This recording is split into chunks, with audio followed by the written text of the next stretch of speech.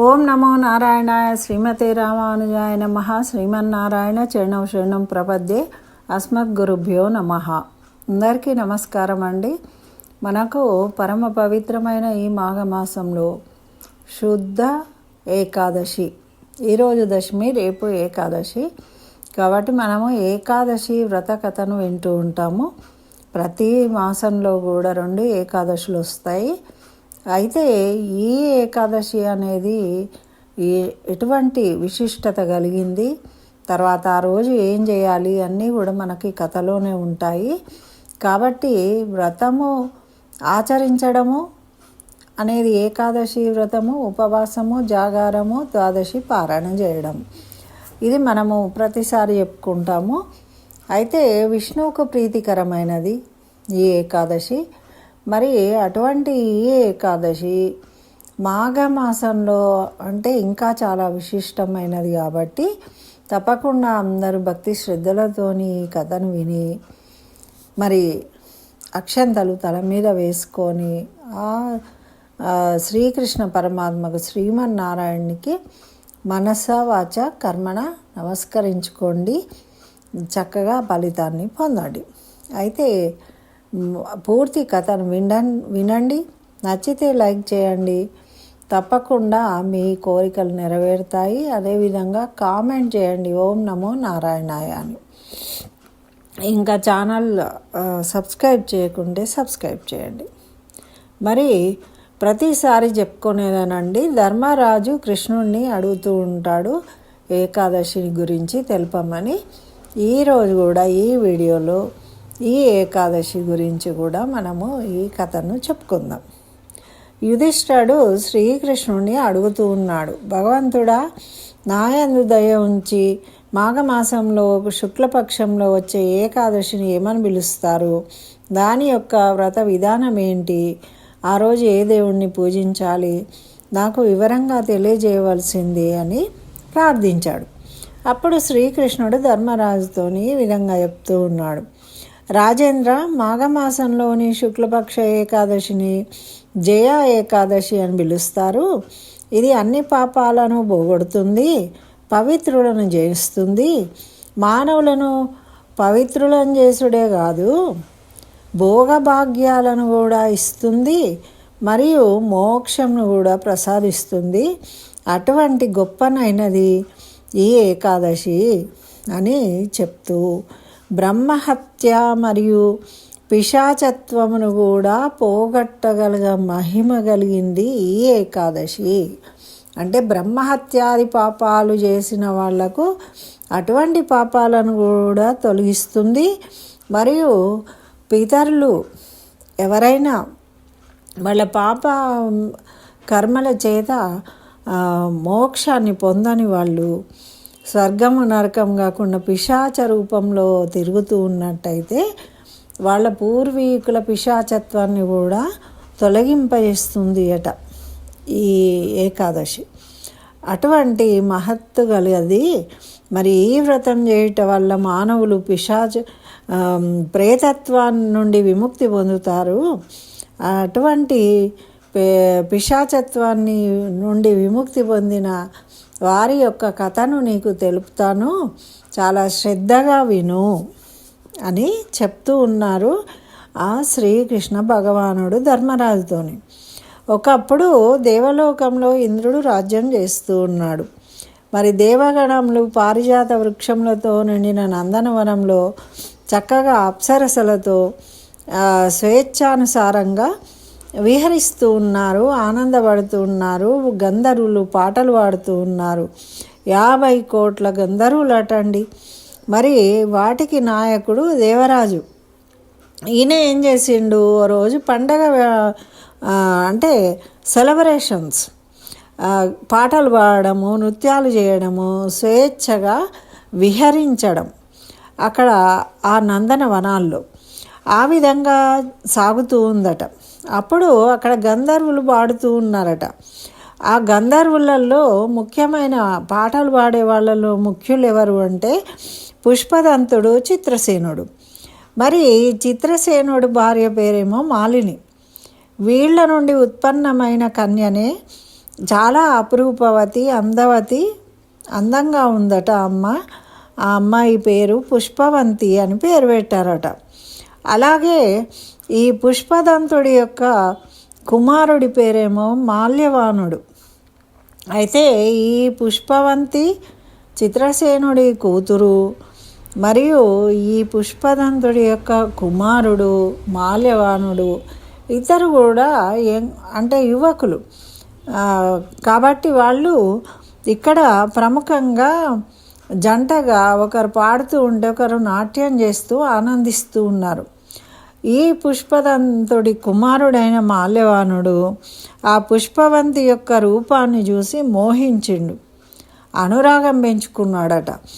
అట్లా వీరిద్దరూ కలిసి అలా చేస్తూ ఉన్నప్పుడు వారు అలౌకిక ఆనందాన్ని పొందుతూ తన్మయత్వంతో వాళ్ళిద్దరూ కూడా నృత్యం చేస్తూ వచ్చిన వాళ్ళని ఆనందపరుస్తూ ఉన్న సందర్భంలో వాళ్ళు అప్సరసలతో కూటి పాట పాడుతూ పరస్పరము అనురాగాన్ని ప్రదర్శించుకున్నారట.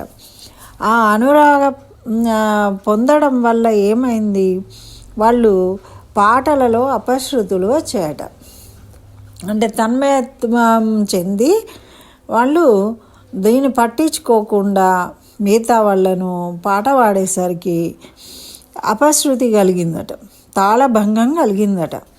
అప్పుడు దేవేంద్రుడు వెంటనే దాన్ని గమనించి ఆయనకి చాలా కోపం వచ్చేసింది, అవమానంగా భావించాడనమాట. అంటే ఎంత శ్రద్ధాభక్తులతోని నృత్యం చేయాలి, పాట పాడాలి కదా, ఇట్లా అపశృతులు వాడినరు అని నేను ఆజ్ఞాపించినప్పుడు ఈ విధంగా నా ముందు అపశృతులను ప్రదర్శించారు. కాబట్టి మీరు భార్యాభర్తలై పిశాచత్వమును పొంది ఈ లోకాన్ని వదలి దేవలోకాన్ని వదిలి వెళ్ళిపోండి అని శపించాడట ఈ మాల్యవానుడు మరియు పుష్పవంతిని. అప్పుడు ఆ ఇంద్రుడి శాపం వల్ల వాళ్ళిద్దరూ కూడా చాలా దుఃఖం కలిగింది. కానీ ఏం చేస్తారు పాపము, ఆ పిశాచ రూపాన్ని పొంది హిమాలయ పర్వతాలకు వెళ్ళారట. అక్కడ పిశాచులై భయంకరమైన దుఃఖాన్ని అనుభవిస్తూ శారీరక పాతకం వల్ల కలిగిన తాపం వలన పీడితులవుతూ వాళ్ళిద్దరూ పర్వత గుహలలో తిరుగుతూ ఉన్నారట. అట్లా తిరుగుతూ ఆ పిశాచి రూపంలో ఉన్న భార్య భర్తతోని ఏమంటుందంటే, మనం ఏమి పాపం చేసినాము, ఈ విధంగా పిశాచ జన్మ ప్రాప్తించింది, ఇది అత్యంత భయంకరంగా ఉంది, ఏదైనా ప్రయత్నం చేసి ఈ పాపం నుండి బయటపడవలే మనము అని ఆలోచించుకుంటూ ఉన్నారట. ఏ విధంగా బయటకు రావాలి ఈ రూపం నుండి అని ఈ విధంగా ఆలోచిస్తూ వారు కాలం వెళ్ళదీస్తూ ఉన్నారట. అంతలో దైవయోగం వల్ల మాఘమాసం అనేది ప్రారంభమైంది. శుక్లపక్ష ఏకాదశి తిథి ప్రాప్తించింది. జయ అను పేరు కలిగిన ఏకాదశి అన్ని తిథులలో ఉత్తమమైనది. ఈరోజు వారిద్దరూ ఏ రకమైన ఆహారం తీసుకోలేదు, కనీసం నీటినైనా తాగలేదట. ఆ బాధతోని ఏ జీవికి కష్టం కలిగించలేదట. కనీసము ఫలమునైనా తుంచి తినలేదట. చెట్టుకున్న పండు కూడా తుంచలేదట. ఎడతెగని దుఃఖానికి లోనై వారిరువురు రావి వృక్షం వద్ద కూర్చున్నారట. అట్లా వారు ప్రాణాలను హరించివేయు భయంకరమైన చీకటి గమ్ముకొని ఉన్నదట. అట్లా వారికి నిద్ర పట్టలేదట. ఆకలి తినలేదు, దుఃఖంతో ఉన్నారు. చీకటి ఆవరించే వరకు వాళ్ళు నిద్ర కూడా పోలేదు. ఎటువంటి దాంపత్య సుఖాన్ని కూడా అనుభవించలేదట వాళ్ళు. అట్లా సూర్యోదయం అయిపోయి ద్వాదశి వచ్చింది. మరి ఈ విధంగా పిశాచ దంపతులు జయ ఏకాదశి వ్రతాన్ని చేసి వారు రాత్రి అందు జాగరణం చేసి ఆ ఫలితం ప్రభావం వల్ల విష్ణువు యొక్క దయ వలన వారికి పిశాచత్వము పోయి వారి సస్వరూపాలు లభించాయట. వారిద్దరి హృదయంలందు పూర్వపు అలంకారాలు లభించాయి, పొందారు వాళ్ళు. మరి వారు మనోహరమైన రూపం ధరించి విమానంలో కూర్చుని స్వర్గలోకానికి వెళ్ళిపోయిండ్రు. వారు ఇంద్రుని వద్దకు పోయి ఆ మిక్కిలి ప్రసన్న హృదయంతో నమస్కరించారట. అప్పుడు వారి రూపాలను చూసి ఇంద్రుడు ఆశ్చర్యపడి, మీకు ఏ పుణ్యం వలన పిశాచత్వం తొలగింది? ఏ దేవుడు మిమ్మలను నా శాపం నుండి ముక్తిని ప్రసాదించాడు అని అడిగిండట.